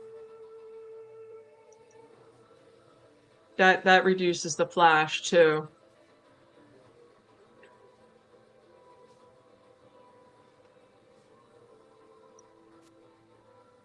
Is that doing anything? Yes, yeah, freezing them.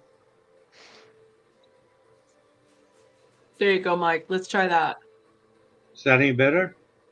Yes, Oh yeah. Maybe I definitely. actually have the microphone hooked up now. Yeah, that's better. Oh, there's DC. I didn't know DC was on. I'll stick to my OA. Yeah. I mean, if that works for you and you're overwintering at 98%, go for it. Well, he's in a very humid area. Yeah. He I mean, lives. DC's out in like Wash way out there. It's Right. almost like he's in a different country. Not really, but you can't like his what he has to do is just so far into what we have to do here. So Dave lives in probably the most beautiful, one of the most beautiful spots in the United I bet. States. British I Columbia. say field trip in August to DC's. Yeah. I don't think I'd want to drive out there though. Fly. Oh yeah. Oh yeah. But we can't do nothing in August here in the Northeast. I mean, we don't, don't Don't do you anything like OA in the fall nope. late when there's no brood, Nancy? Yeah, I start OA in September. Every 3 days for a 21-day cycle. And then I catch my breath for a week or two. I watch my boards, my drop, and Then then I why do you do it need to again treat in the spring?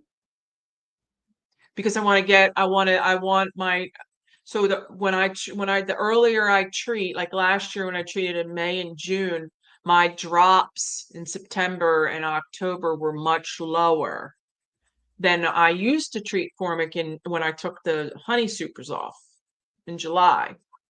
My drops, I mean, I would get pepper boards, like, look like you were grinding pepper on them. But when I did my May 2nd and June 2nd, my drops in September and October were very low. Say, I only use OA and it's just in the fall.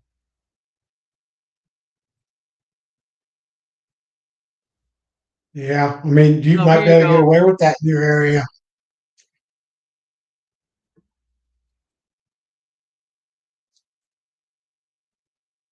Yeah, if we ever get those.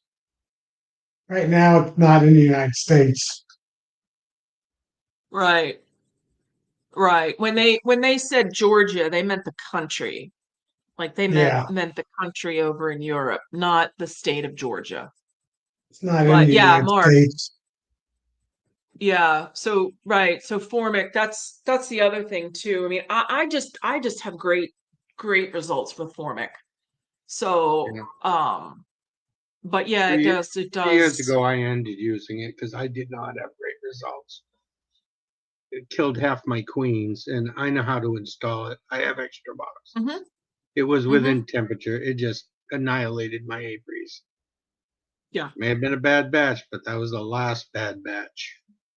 Yeah, there was a couple years ago, there was a bad batch that came out, and you're right. But It fried I mean, everything. you know what you're doing up there in the north. You're remind us where you're at? New Hampshire. New Hampshire, right. Yeah, and I also had bees up at the Canadian border in Vermont, higher than Michael Barmer.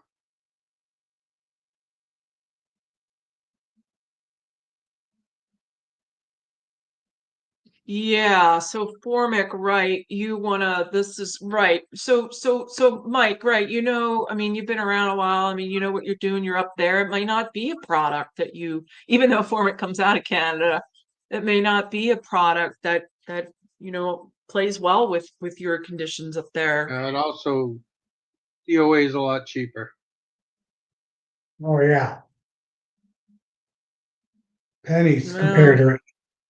it's all relevant for me, how much honey I get off and what I'm. So what's Brian? Formic harsh and galvanized metal amount of queen. Right. I have a 2 box brood system, so I put it between the boxes, and then my queen excluder would be above that.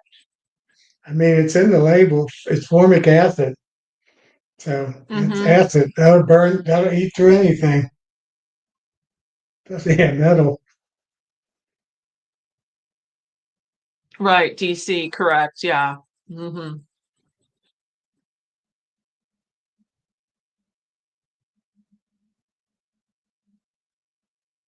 Yeah, I'm just ready for spring. Get I 70s know. next week, 2 days in a row. Tuesday You're and making me look. Wednesday. We 70 had and some 73 drizzling and of sunny. 40s today. The snow's dropping finally. Yeah, well, it's 30, probably 35 here now. 68 yesterday, 35 today.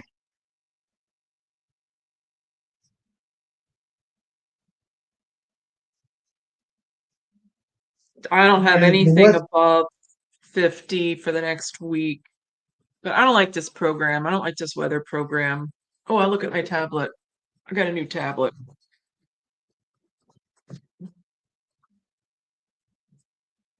There's just flurries. We're just going to get a little bit of snow.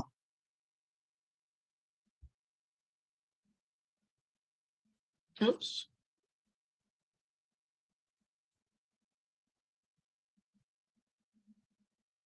What's the temperature? Oh, here it is. 36 degrees. Go.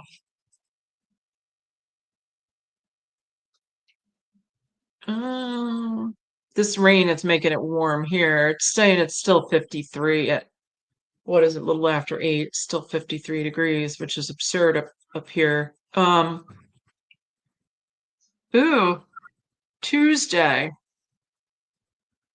That's in all but a week. So it's 61, 66 on Wednesday. Yeah, see, Wow. you're getting it. You'll be getting it too, Nancy. Yup, 61 on Tuesday. You like that Dutch? Yup. 61 on Tuesday and 66 on Wednesday. So next week's B chat, well, my chat, we'll be talking about what we saw in our hives that day, the day There before. we go. Yeah, nice. Huh. 44 at night. That's the one I kind of try to watch a little. No, yeah, going in for inspections early on, but I like to watch this. So my night times 34, 34, 44, 47. Right. And then that's all I have as far as I like to keep track of my nighttime temps a little bit more than my daytime temps. I'll be a little bit warmer.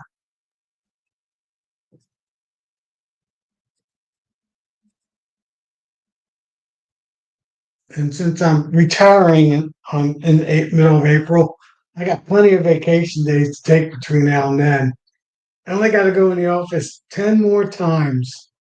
Jeez. So that's 10 days. I would think, Mike, I know Big Mike asked you how many days you had left. And I tried to Well, remember, but my that's last really 10 days. day working or getting paid will be the 18th of April. But I'll go in the office the 15th and 16th to clean up, and they'll do a little congratulations on the 16th. But between all that, I got 3 weeks of vacation to take off. So I only got to go in the office nine more times. Then I'll be taking So vacation. it's the same temperature here north of Philly as it is in Texas. Can you believe it? That's a big storm, man. That's coming all the way. Oh It's yeah, coming all the way. It's a huge storm. Oh, I'm in the so you know what? I wraparound was right thinking, now. this drawing, I was thinking, I wanted to ask you guys this. So you know how I have this kind of change in the subject, but so you know how I did this, right? I Yeah, have Yeah. the medium on the bottom and then a deep. You know what I was thinking about doing? Cutting those mediums in half. Not putting frames in them, putting them under my deeps and running them as single brood. What do you think of that? they might put comb. They might put comb on the bottom of your frames to fill that void. They probably will. Well, they could 'Cause build a little comb under the frames in the deep. I don't mind that. if you don't mind that,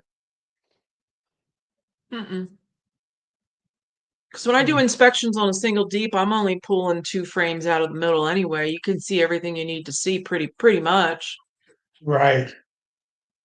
But I Outside was thinking frame and about, then one or two in the middle. but yeah, think about that. It deep we'll call it a shallow, a deep with an empty shallow underneath it, and manage it as a single brood? Well, they got those slotted racks that's similar to that, but it got, slots going through it. Yeah. They Sliding wouldn't, bottom they wouldn't, boards.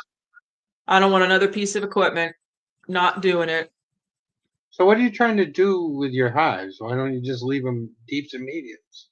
yeah. Well, because I got burnt this year. I mean, so It was a drought, right. Nancy. I What would know. it have done in a regular year? Yeah. I would have had the medium on top, and they Doesn't would have matter filled if it's that. top or bottom. It wouldn't have made any difference. Doesn't matter. Michael You're right. Palmer You're runs right. 2 deeps and a medium, and it You're doesn't matter right. There which order they're in. They need to be full in wasn't the any fall. nectar for them to make honey. So it's got nothing to do with whether it's top or bottom. If the medium's full of honey and half the top is of the deep is full, it's the same Mm-hmm. thing. So Mm-hmm. you can reverse them in the spring if you've got the Yeah. deep up there and they've brewed it up. You can take your medium, put it up on top, and then they'll move up into that, and you'll have both of them full of brood. It's just like a double deep if you want to reverse your bottle. Because they all go up in the top, and if you catch them before, and if it's not too cold, otherwise, a lot of times I just leave mine and they go down and fill it right up. So, so the core of it is I'd like to go to single brood management. I like to go to single brood. Um, but I'm afraid of I mean, I do clip. I don't know. I just think they need that extra space underneath, and I have a lot of mediums that I just have equipment now that I just don't. It's Queen equipment. only needs 7 frames to lay on, ever. You can always just But, take. but by the time she lays up the 7th frame, the first frame's emptying out. Mm. Yeah, I don't know. Sometimes it's 6 to 8 frames, depending how much honey, how much rainbow they put on it. And I that's guess I it. got to start grafting queens because I'm finding stuff to do and I'm just I guess maybe I have to start grafting queens, have something new to do, but I don't want to do it. You could also just take that medium. Make sure the queen's off it. Put your queen excluder on. Use that as like a half a demery. Put it up top. Let that brood hand, and then put it back down after it's all drawn out. So she just keeps laying and get more bees. All And you'll right, you get could more do honey that. that way also too. Oh, you mean put her in the medium? You could Put do the the queen medium and excluder, then put the put deep it. up top and let all that brood hand. And then when that all comes out, take the deep, put it back down, put her on that with a frame or Yeah. you don't even have to. You Ah, can put some It's kind of like doing foam in there reverse and they'll demeray. rebuild it. yeah.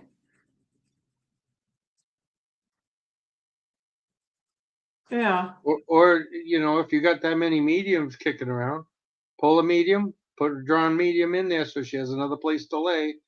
Let that one hatch out, so you're getting more and more bees each time, and just Oh, so keep you do a reversing. medium, a deep, and a medium.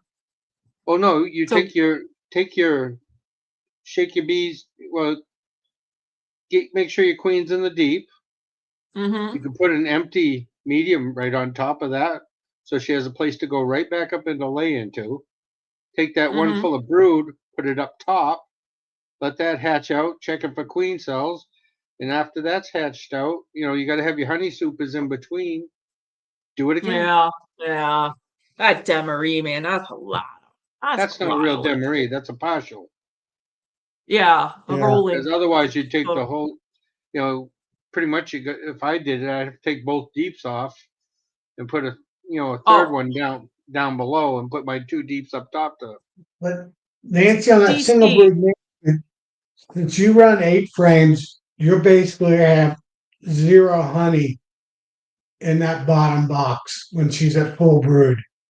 So they'll pretty much but there'll still be a little bit of room of honey on the outside frames. It might be half brood, half honey. You got a 10 frame, those last two frames will be honey. And she'll Hmm. never even lay on those two outside frames. She'll just lay on those 7 frames in the middle, maybe 8. Yeah, I guess the drought, I mean, it just got me to thinking more. I mean, it just burned me. Like, Hey, you got.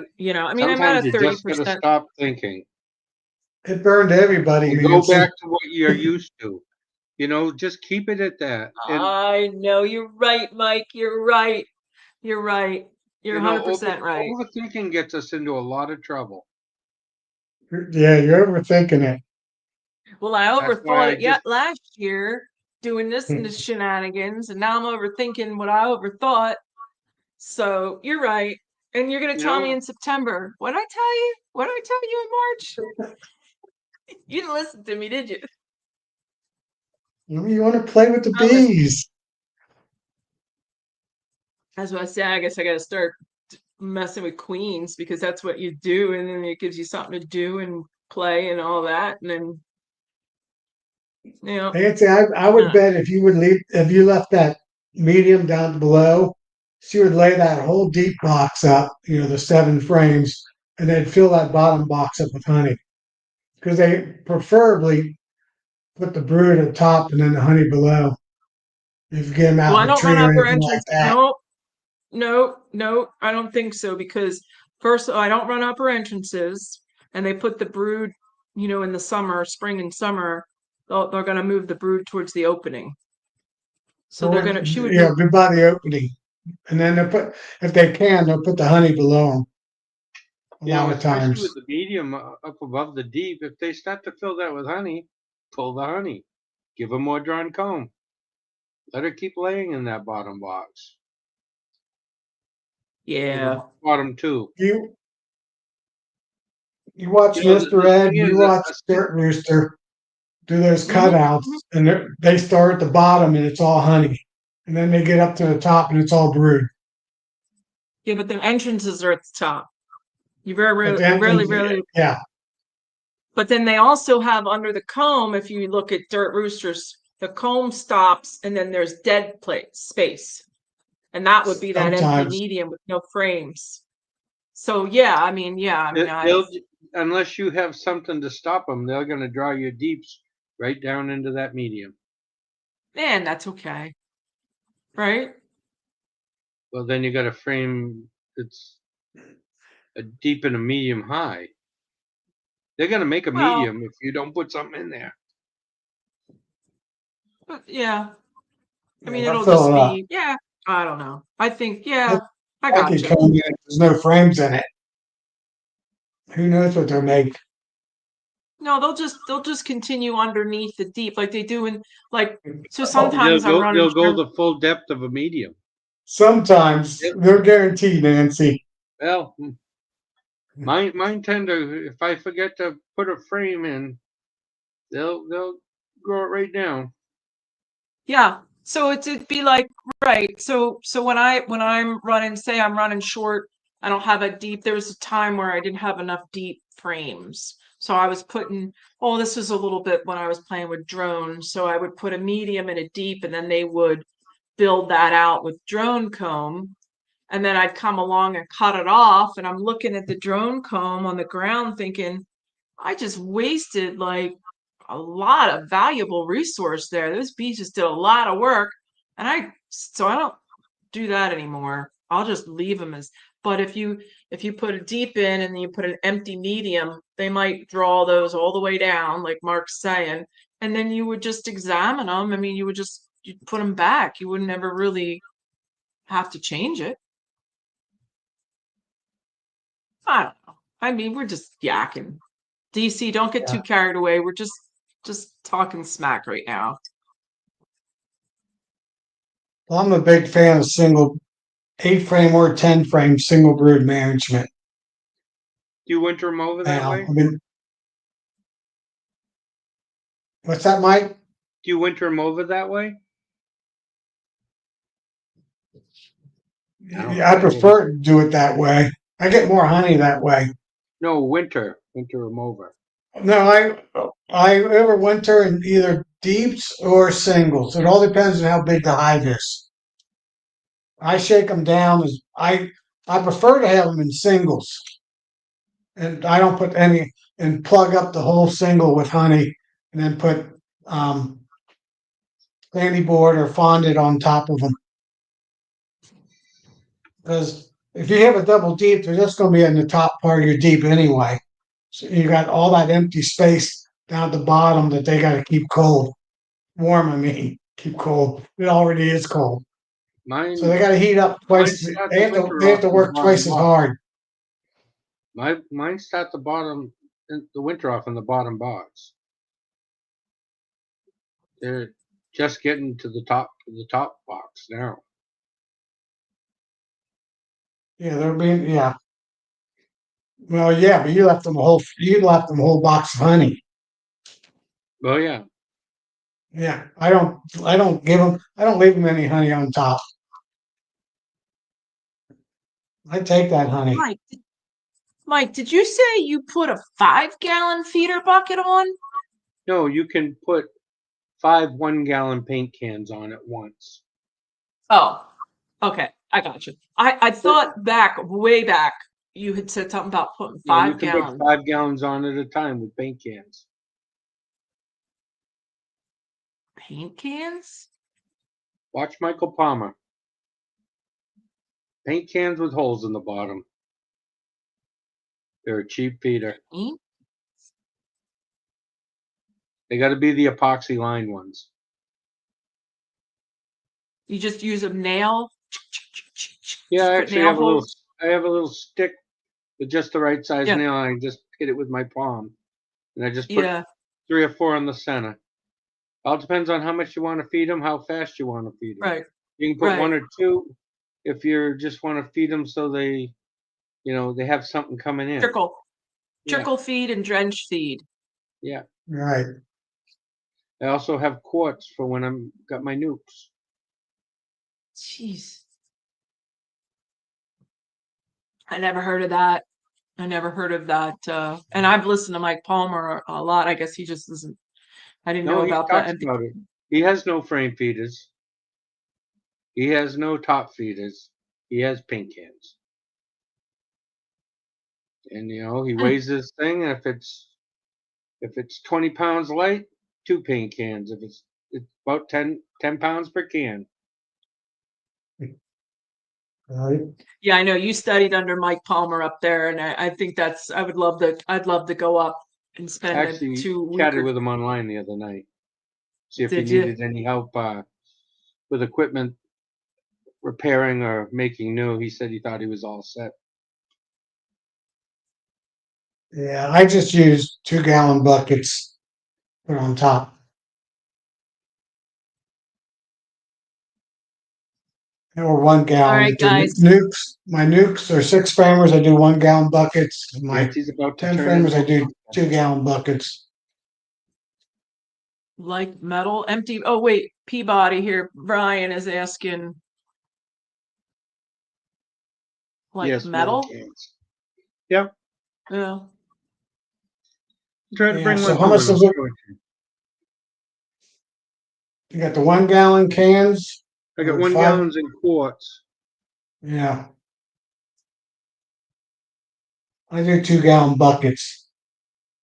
Purple ones. My 1-gallons are white. My purple 2 gallons are purple.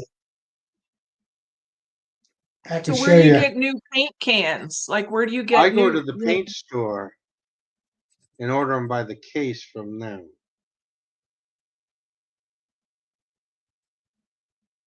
So there's my And then buckets from you just last tell year. them that's too much money. They have to come down in price.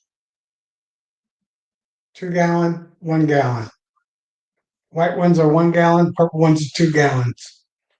I see some purple in the back of you Yeah. in your picture, Tom. Can you see What's through the that? purple ones? Can you I can see? see the purple ones in Yeah, your. I can see through them probably better than the white ones. 'Cause, yeah, Yeah. no problem. You can see right through them. What do you pay for a paint can, Mike? Oh, I don't know. It's been a couple of years. I had like 4 cases of them. Same thing with like half-gallon jars.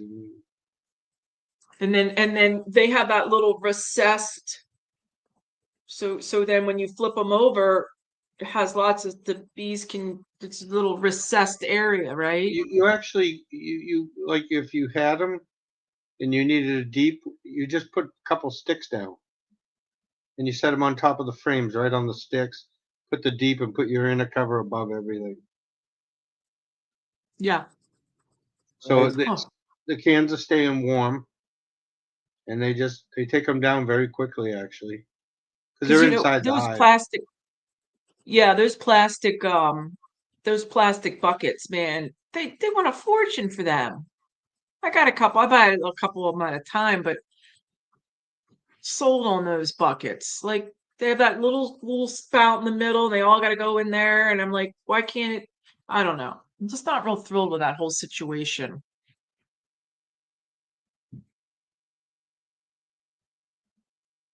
I like the paint can. I got a couple paint stores right near me. I'm gonna go pick up a couple Well, new go ask paint them what they cans. are and ask them how much a case is.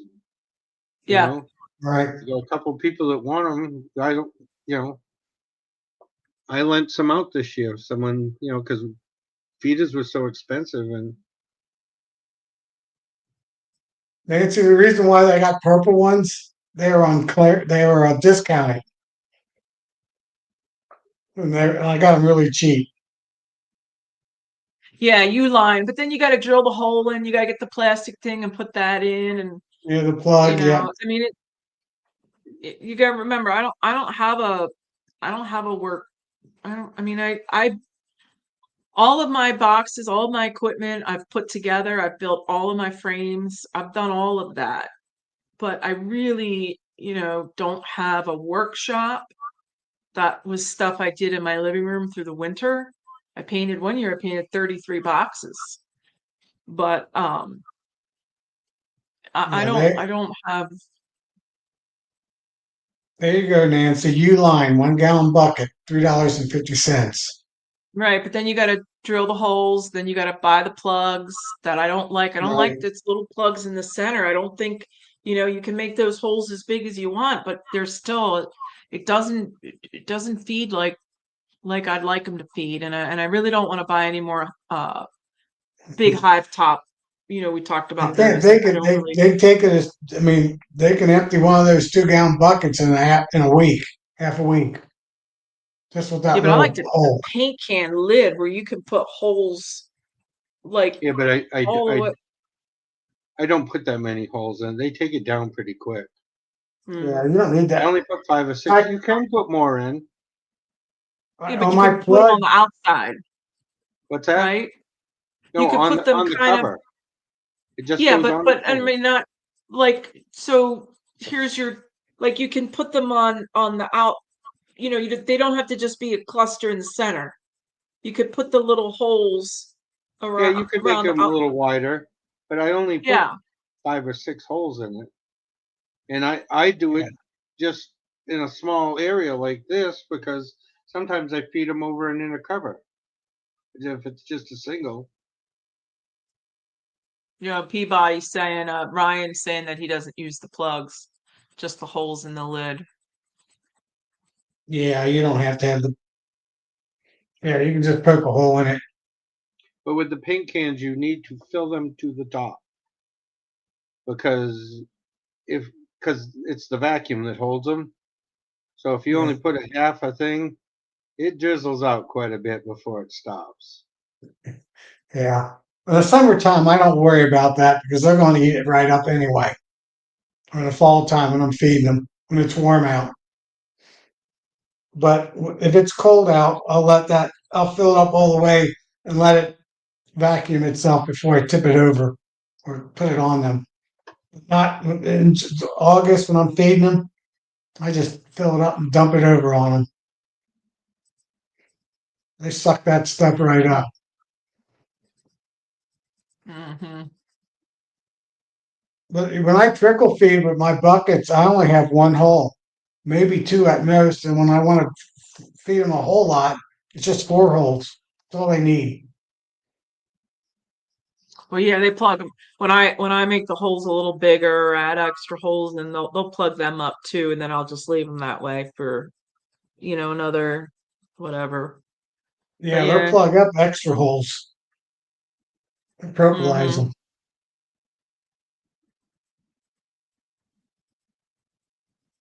I used to have more holes in the plugs, but I stopped doing it because they just propylize.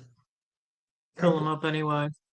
Yeah, It, they it don't want doesn't that many really matter holes. how wide the pattern is, Nancy. Hmm. It doesn't really matter how wide the pattern is because they're going to be one bee or two at a time at a hole. You Mm-hmm. can only have so many tongues in that hole. So, Right. you know what I mean? You can spread them out, but all you're doing is spreading out the bees. Yeah. 5 holes spread out here, here, and here, or 5 holes right here. You got the same amount of bees taking it down. Oh, Mark's talking about disaster. Look, I use I use bags, so clean up easy costs. Let's do. Yeah. Oh, I did bags once. What a disaster! I won't ever. Like Mike was talking about his experience with Formic. Ugh, I did. It's coming all out the bottom. It was a mess. I'll never do it again. And I did it wrong, but yeah, I don't know. I just not. I'm not doing the bags. I don't like the footprint. I don't like the carbon footprint of bags either. Like I want to be reusable, but yeah, no, I was a disaster with that. Well, you got to go in the hive and place those bags in. Then you got to go in the hive to remove that bag back out. My buckets, I don't have to go into the hives. Yeah, I do my little right. 2 finger, 3 finger, 4 finger, lift up the hive, see how heavy it is, see if I need to put more honey, more buckets on them. And hopefully by October 1st, I need 2 hands to lift up the back end. Yeah, I don't have to put a veil on when I feed either in the fall, Yeah, late summer and fall, because it's on the outs. I can access it opening it. so without having to wear, in the heat. It's nice not having to wear. I Oh, can't believe it. I did 2 videos on yesterday. I made 4 videos just to try it and to test it. Like I'm nowhere near, know what I'm doing, but why not? And the first 2 videos, I didn't even have a veil on. I forgot. I forgot to put it on. And then at the end of the second video of the second hive I was inspecting, I had one come right. I kind of like woof, and I was like, oh crap. I forgot to put my veil on. So then I put it on for the next 2 inspections, but Well, you want to hear something funny, Nancy? Yesterday I got yeah. in those 9 hives. I didn't put a veil on. I didn't wear anything. And then after I was done, I was sitting down taking a break. I got stung. After I was finished, one stung me in the arm. Jeez. So go figure. So I didn't need it while I was in the hives, but I needed it after the hives. I got in the hives. I was just cleaning up, picking up. Yeah. Yeah. I get stung sometimes under my arm. I'll put my arm down on one of them, Yes, I saw you Yeah, I've and done then it's your like, that. new hat out there, gee. Avery. Oh, I my saw hat's on you. my It bee stung cart, me on my golf somewhere in the cart. That's arm. with me. Everything is on my golf cart. No, It's I there. saw I you just, wearing your new hat because I'd seen it in oh, one of your videos. I said, she's got the new hat out there. yeah. Yeah. Yeah, I like that hat. That's from Tractor Supply. It's like a farming horse store here. Man, that's a nice hat. I don't even think it cost me $20. That's a nice hat. Yeah, I have very calm bees. So do Um, I. because I don't bang them around. I don't use the hives next to them as holding, like yeah. I'm a she keeper, so I just think That look, I just don't. I'm a bull with a hive tool. Yeah, no, no. I don't bang. I I try not still to can't bang. believe I cut that hive out of the tree. The tree was still standing, so I cut the top off and I cut the bottom off and put a board underneath it and put a board on top. And I had to cut the first, it was a big tree, so I had to cut the first half off and then do all that set. I never wore a suit the whole time. And Mm. put the board underneath it, screwed the board down, put it on my truck, and never had to wear a suit. The whole time using the chainsaw. So guess what hive I'm going to be grafting from? Oh, you used a chainsaw on them. It's still there. Wow. Still Wow. didn't. I had a suit with me to put on, and I just never had. They never forced me to put my suit on. Most calmest Yeah, I bees don't I've even own a ever suit. seen. I have a jacket I bought. I was managing some hives out of Philly with a guy. He had like 200 hives, and I only did that for a few months because he just didn't have any, like, it was a mess. But so I bought a jacket, like a jacket top part. Um, and then I don't use it. I mean, on my home yard. If I have to go to Right. someone else's yard or someone calls me, then I'll grab that because I don't know what I'm walking into.